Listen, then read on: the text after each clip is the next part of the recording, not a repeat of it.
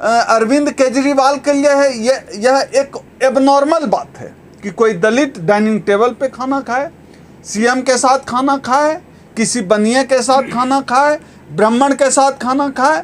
उसके दिमाग में भी छुआछूत किस तरह से किस कदर हावी है, ये भी पता चलता है कि वह दलितों से किस कदर उनको नफरत है। वैसे भी अरविंद केजरीवाल का इतिहास आरक्षण के खिलाफ मूवमेंट चलाने का इतिहास रखा है, और यह जो अपमान कराने का काम किया है, दलितों का जो अपमानित करने का काम किया है कि तुम हवाई जहाज में नहीं चल सकते हो, तुम डाइनिंग टेबल पे बैठ के खाना नहीं खा सकते हो, हम कराएंगे। अरविंद केजरीवाल कहना क्या चाहते हैं? हम कराएंगे।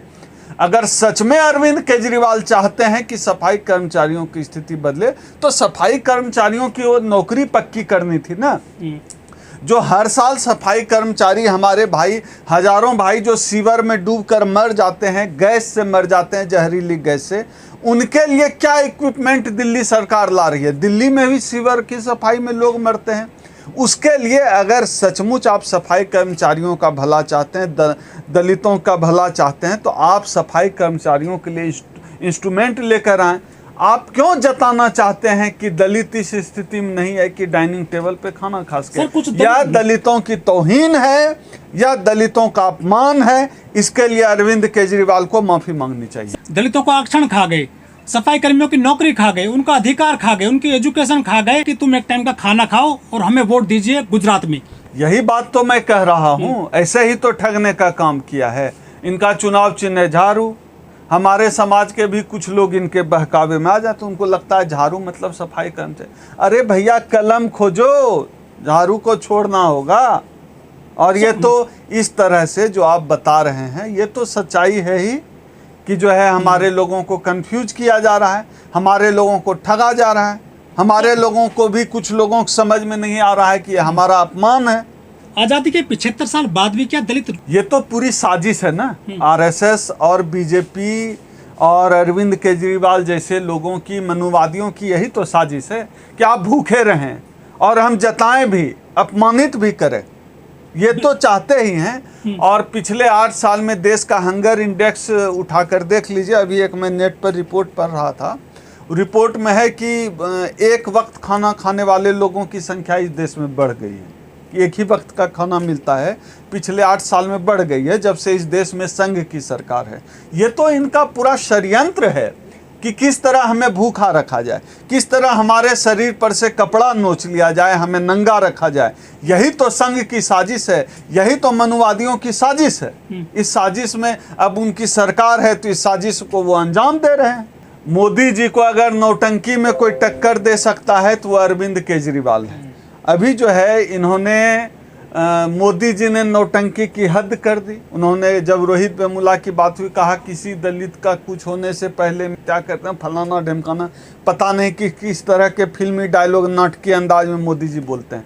तो उनके नाटक का जवाब केजरीवाल देते हैं। दोनों ही नाटक करते हैं। सबसे दिलचस्प यह है कि केजरीवाल भी नौटंकी है, मोदी भी नौटंकी है। ये तो नौटंकियों का नौटंकी में हम लोग इस देश का दलित एक टूल है। बड़ा नौटंकीबाज कौन है दोनों में? दोनों में बराबर का कंपटीशन चल रहा है। मोदी जी को वैसे केजरीवाल छू दें थोड़ा मुश्किल तो है, लेकिन कंपटीशन तो देने की कोशिश करते ही हैं नौटंकी में। जातिवाद किया गया उनके साथ में, ये दलितों को जो खाना खिलाया है, दलित परिवार को केजरीवाल ने, ये इन्होंने वोट के लिए किया, दलितों के वोट के लिए। लेकिन अब इस देश का दलित समझता है कि दलितों को अपमानित करने का काम किया गया। माफी मांगनी चाहिए केजरीवाल को। ये अपमानित किया गया हम दलितों को। आप खाना खिलाते हैं कि हमारे यहाँ रोटी नहीं है, हमें भूखा रखने की साजिश करते हो और एक परिवार को खाना खिलाते हो। सर देश में और भी तो गरीब हैं, मुस्लिम भी गरीब हैं, लेकिन दलितों को निशाना क्यों बनाया जाता है चुनाव के दौरान? क्योंकि दलित वोट बैंक है ना इनके लिए। मुसलमान भी बहुत हद तक समझता है केजरीवाल को, लेकिन दलित वोट बैंक है। दिल्ली में भी दलित जो है केजरीवाल के साथ गया तो लगता है कि दलित जो है सॉफ्ट कॉर्नर है। लेकिन तब की परिस्थिति और अभी की परिस्थिति में अंतर आ गया है। अब दलित समझने लगा है कि जो है यहाँ भी सफाई कर्मचारियों को ठगने का काम केजरीवाल जी ने किया है, वहाँ भी ये यही करेंगे अगर ये सत्ता में आते हैं। तो ये मोदी और केजरीवाल दोनों ठग हैं, दोनों नौटंकीबाज हैं। देखिए, जो मोदी ने कहा कि हवाई चप्पल वाले को हवाई जहाज पे घुमाएंगे, उन्होंने तो रेलगाड़ी के जनरल बोगी में भी चलने लायक नहीं छोड़ा। सरकार बनते ही 14 गुना जो है किराया बढ़ा दिया रेलवे का। अभी रेलवे का किराया देखिए, हवाई जहाज का किराया रेलवे का किराया एक जैसा है। लोगों का ट्रांसपोर्ट मुश्किल हो गया। जो सरकार की जो अवधारणा है, हमारा जो संविधान कहता है, जिसमें कि जो है पब्लिक वेलफेयर स्टेट, हमारा जो भारत गणराज्य है वह एक पब्लिक वेलफेयर स्टेट है, जहां लोक कल्याणकारी राज्य की अवधारणा पर बना है यह देश। तो पब्लिक वेलफेयर स्टेट की अवधारणा खत्म हो गई है। अब यह पूंजीवादियों का देश होता जा रहा है। जो पूंजीवादी होगा वही ट्रेन में भी सफ़र कर सकता है। आप बताइए, यहाँ से भागलपुर का किराया एक ज़माने में 2 AC का 1400 हुआ करता था, अब दुगना से भी ज़्यादा हो गया है। आप सोच भी नहीं सकते हैं घर जाना।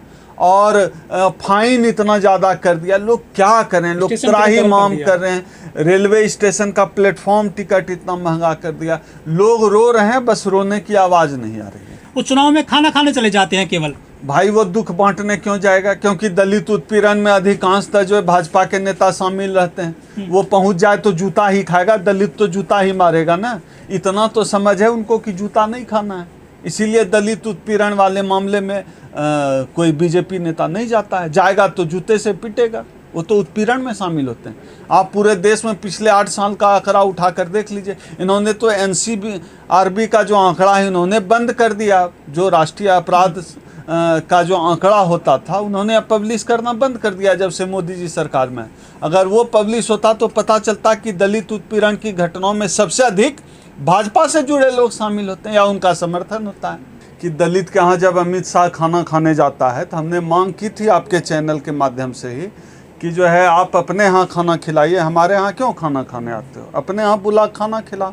तो अरविंद केजरीवाल जी ने तो बड़ा अच्छा काम किया, बधाई के पात्र है अरविंद केजरीवाल। वो भी हवाई जहाज़ से दलित को ला रहे हैं सफाई कर्मचारी को खाना खिलाने।